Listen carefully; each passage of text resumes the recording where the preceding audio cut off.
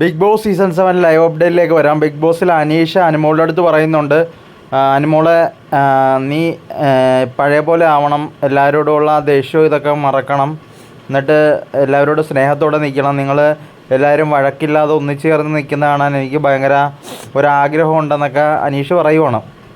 അത് കഴിഞ്ഞിട്ട് അനുമോളുടെ അടുത്ത് നവീൻ വന്ന് സംസാരിക്കുന്നുണ്ട്, അക്ബർ വന്ന് സംസാരിക്കുന്നുണ്ട്. അക്ബർ അന്ന് എന്തായിരുന്നു ബസ്സിൻ്റെ കാര്യം പറഞ്ഞത്, അത് എന്തായിരുന്നു അത് അങ്ങനെ പറഞ്ഞത് പിന്നെ തെറ്റായി പോയെന്ന് തോന്നുന്നില്ല അനുമോളെന്ന് ചോദിക്കുന്നുണ്ട്.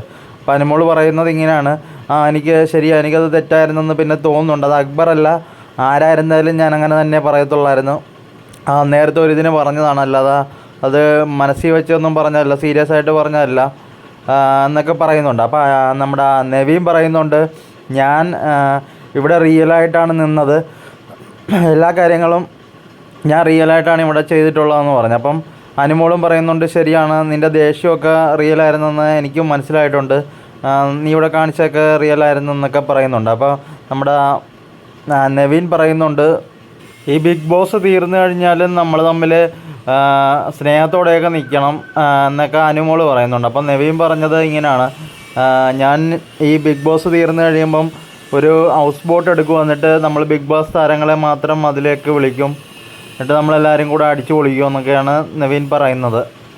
അപ്പോൾ അനുമോളും നവീനും അക്ബറും എല്ലാവരും അടുത്തിരുന്ന് സംസാരിക്കുന്നുണ്ട്. അനീഷ് അനുമോളോട് സംസാരിച്ച് അങ്ങനെ ബിഗ് ബോസ് വീട്ടിൽ ഒരുപാട് കാര്യങ്ങൾ പറഞ്ഞുകൊണ്ട് അവരോട് ഇരിക്കുകയാണ്.